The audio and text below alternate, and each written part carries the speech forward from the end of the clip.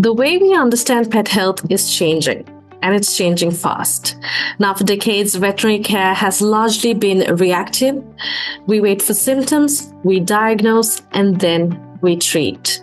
But today, with advances in data, connected devices, and artificial intelligence, we're beginning to shift towards something far more powerful: early detection, predictive care, and a deeper understanding of what our pets are actually experiencing, both physically and emotionally. So welcome to the Veterinary Business Institute, a podcast where we explore the strategies, innovations, and leadership shaping the future of veterinary practices. I'm your host, Angie, and today I'm joined by Dr. Ragen McGowan. She is the Director of Global Digital and AI Product Development at Nestlé Purina PetCare. Dr. McGowan is a leader in animal behavior science, and digital innovation with over 15 years of experience at the intersection of research, technology, and pet well-being. Her work focuses on using AI, connected technologies, and behavioral sciences to better understand pets, especially when it comes to detecting subtle changes in their emotional and physical health. With a PhD in applied ethology and a track record of pioneering research in animal cognition and emotional states, she brings a truly unique perspective to the future of veterinary care. Now, in this episode, we'll explore how subtle behavioral changes in pets can signal early health issues long before clinical symptoms appear, how AI and connected technologies are transforming everyday pet data into actionable insights, real-world examples of how early detection is improving outcomes for pets, and how understanding emotional states in animals can reshape the way we think about health, care, and the human-animal bond. Now, this podcast is supported by Equa Marketing to help veterinary practices build stronger, more resilient, and more profitable businesses. Now, let's get into the conversation. So, Dr. McGowan, welcome to the podcast. How are you doing today? I'm doing well. Thank you so much for having me. Yes, of course. All right. So first of all, we've got the first question for you. You've spent years studying animal behavior. So how can subtle behavioral changes signal early health issues in pets that owners might overlook? I'm glad that you asked about this. And pets are always telling us when something's changing, but we're just not always the best at listening to them. Yeah. Dogs are pretty great at giving us very boisterous signs to indicate what they're feeling or how they're experiencing something, like play bows or tail wags, or they're noticeably excited when something's going well. And also will show us on the other side how they're lethargic or withdrawn when they aren't feeling as well. And so they can even be quite dramatic with things like sighs or nosing or nudging us to pay attention. All the dog owners out there know exactly what I'm talking about.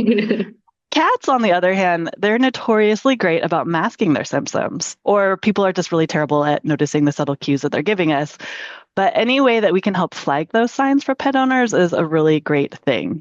One of the clearest examples is elimination behavior. As unglamorous as it is, the litter box is actually a window into a cat's health.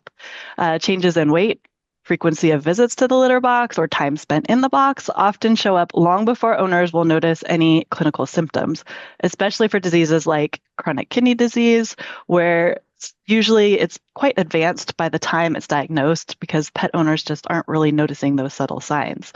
But with technology, we're able to surface those subtle behavior changes that might otherwise go completely unnoticed.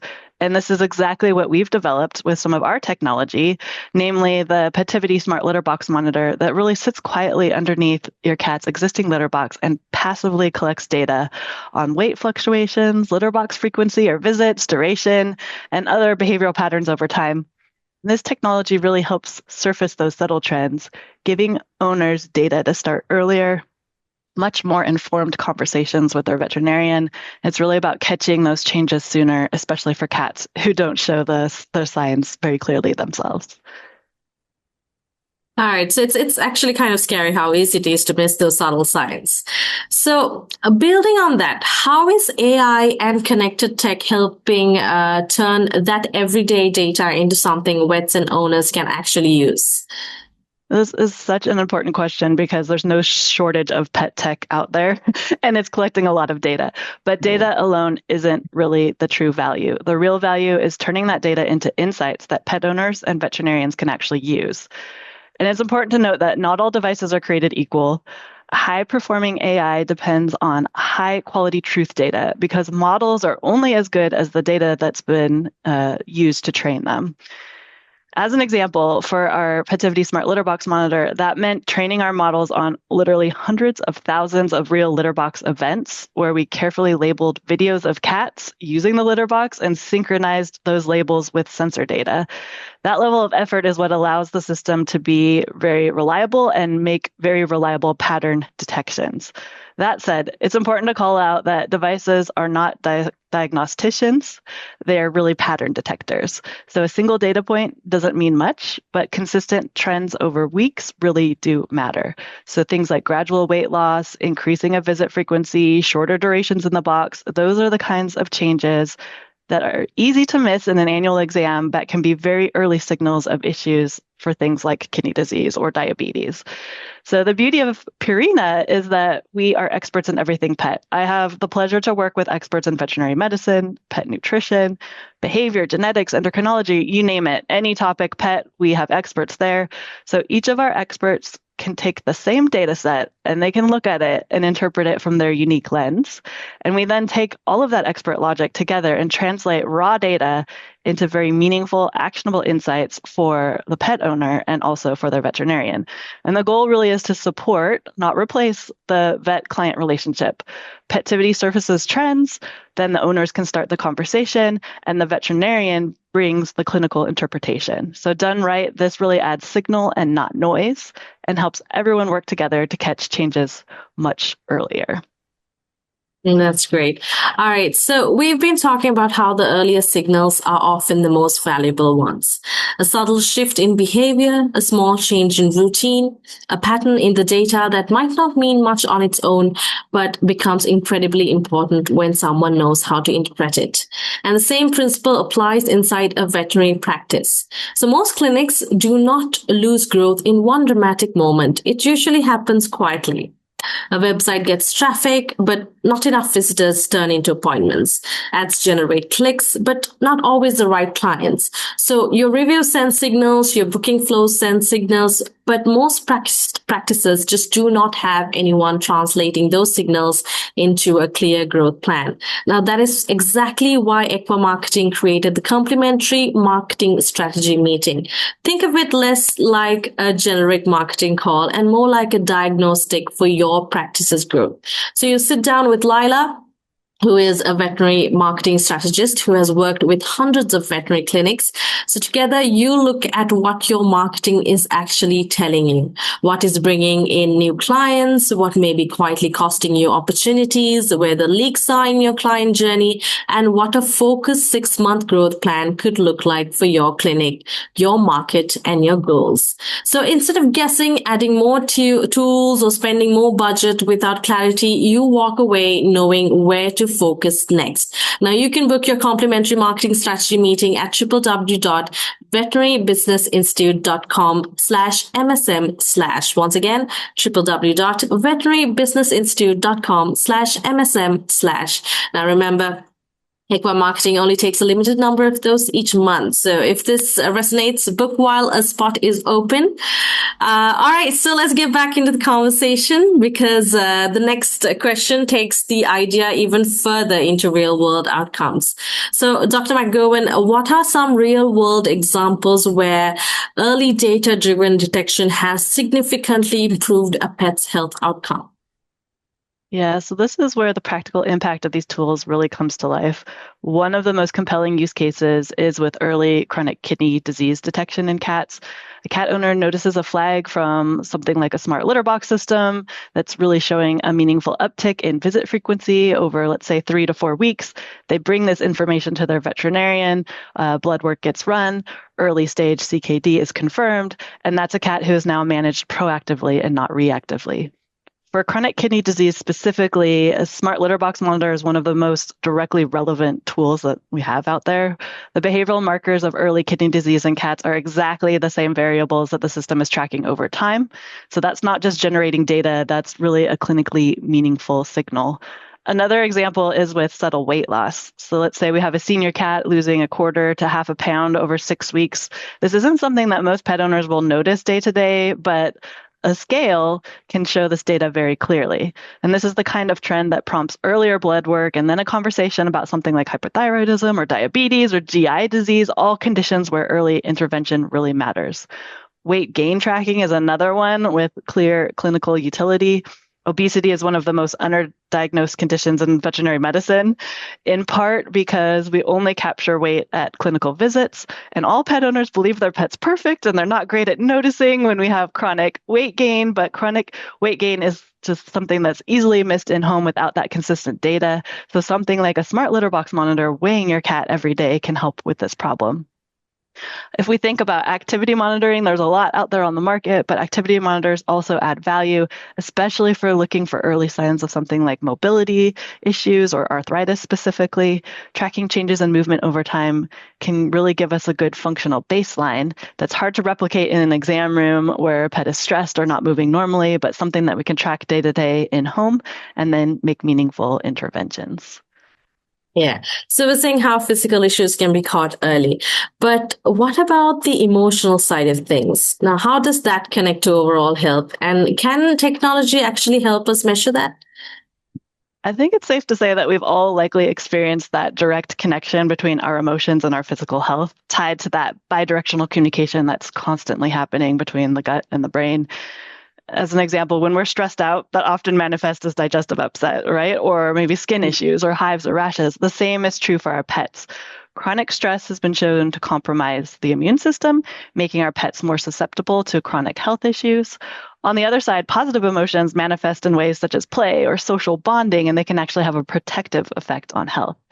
Some work that I did a long time ago focused on what we call the eureka effect in dogs. And the eureka effect is when you get a positive surge of excitement or emotion when you have been working really hard to solve a problem or learn a new task, and you finally get it and you get that, yes, I did it feeling. Dogs experience the same. And this really showcased that direct tie between positive emotions and cognition.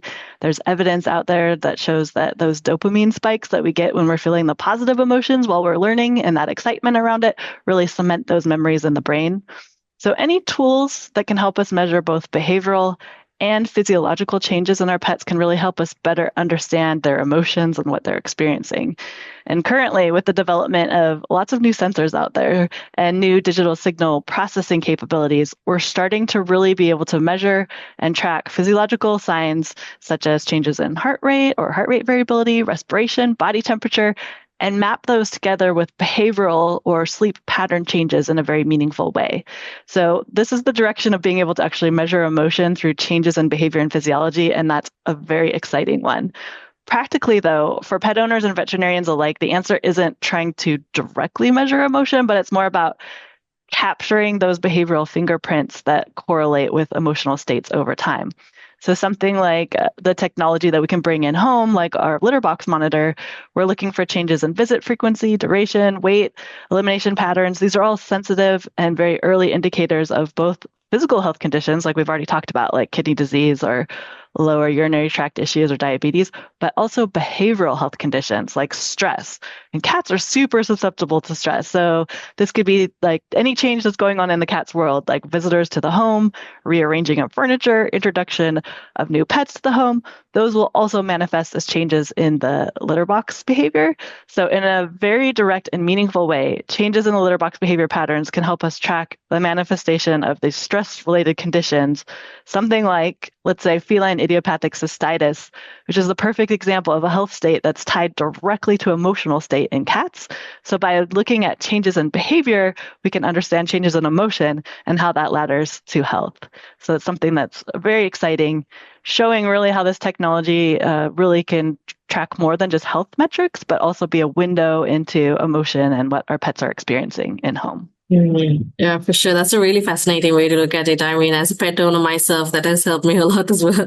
So, to wrap us up, looking ahead, how do you envision the role of pet health data evolving in veterinary care and strengthening the human-animal bond? I think the human-animal bond is really key here. So we hear over and over from pet owners that what they really want is to understand how their pets are really feeling, and they want reassurance that they're doing the right things to keep them healthy and keep them happy. So well-designed technology can really help with both of these things by giving a pet a voice and empowering pet owners with meaningful data. An important part of that is keeping owners engaged when their pet is doing well. If the only value for integrating pet technology into your home shows up when something's wrong, then people will tune out for sure. So with Petivity, we've been doing a lot of integration by sharing interesting insights like litter box preferences or multi-cat dynamics within a home. So owners feel more connected and they're paying attention so that when something that is warranting an alert happens, they're paying attention to those meaningful changes. And we hear feedback all the time that owners feel like they're learning much more about their pet, they understand their pet much better, and they feel closer than they ever have before with their pets. So when we think about how data from pets in home fits into the future of veterinary care, we can think about integrating this in-home data into the practices at the clinic, and the trajectory is really looking towards that, towards full integration. Right now, a lot of the tools exist in parallel. So we'll have in-home data that the owner has access to, and then we have vet data that's happening during the exam and it's held by the clinic. The exciting evolution is where these two lanes are now merging together, where at-home data can potentially feed straight into practice management systems to really inform care plans in real time. For Petivity specifically, right now, we're at the stage where pet owners are responsible for sharing their pet's data with their vet. In the future, we imagine that we might have a vet portal where vets can go and log in directly and track their patients, any patient that they're interested in tracking more closely, or that we'd have that direct integration into something like a PIM system so that data is at the fingertips of the clinical staff anytime they want it. But I think that practices that lean into in-home monitoring now, especially for early disease detection, are going to be the ones that stand out.